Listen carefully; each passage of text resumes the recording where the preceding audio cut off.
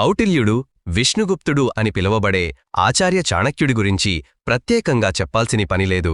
ఈయన గొప్ప పండితుడు, అంతేకాకుండా గొప్ప ఆర్థికవేత్త, తత్వవేత్త. ఈయన నీటిశాస్త్రం అనే పుస్తకాన్ని రచించి మానవాళికి అనేక విషయాలపై అవగాహన కల్పించాడు. అంతేకాకుండా పలు సూచనలు చేశాడు. నేటి తరం వారికి ఆచార్య చాణక్యుడి సూచనలు ఎంతగానో ఉపయోగపడుతున్నాయి. ఆయన విధి విధానాలు పాటించినవారు తమ జీవితంలో మంచి స్థానంలో ఉంటున్నారు. అయితే ఆచార్య చాణక్యుడు ప్రతి వ్యక్తి తమ జీవితంలో చెయ్యాల్సిన మంచి పనులు, చెయ్యకూడని పనుల గురించి కూడా తెలియజేయడం జరిగింది. అలాగే తెలియక చేసిన తప్పుల వలన కూడా సమస్యలు ఎదుర్కోక తప్పదంటూ ఆయన హెచ్చరించాడు. ఈ క్రమంలోనే ఆచార్య చాణక్యుడు ప్రతి వ్యక్తి యవ్వనంలో చెయ్యకూడని కొన్ని తప్పుల గురించి తెలిపాడు. అవి ఏవో ఇప్పుడు మనం తెలుసుకుందాం. ఆచార్య చాణక్యుడు యవ్వనంలో ఉన్న సమయంలో సమయాన్ని వృధా చెయ్యకు అంటూ తెలిపాడు. నువ్వు మంచి చేసినా, చెడు చేసినా, నలుగురికి సాయం చేసినా అది యవ్వనంలోనే. కాని నువ్వు దానిని వినోదాల కోసం కేటారిస్తే తరువాత నీ జీవితాన్ని చీకటిలో గడపాల్సి వస్తుంది.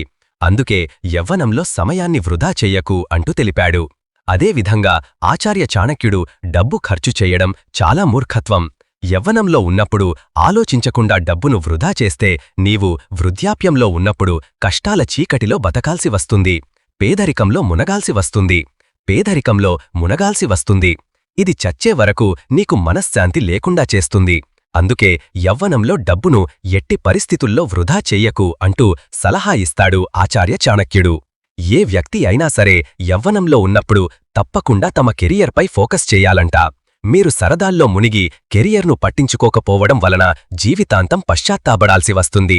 అందుకే యవ్వనంలోనే మీ కెరియర్ను సక్రమమైన దారిలో పెట్టుకోవాలని సూచిస్తున్నాడు. ఆచార్య చాణక్యుడి ప్రకారం మీ యవ్వనం తప్పుడు స్నేహంతో గడపకూడదంట.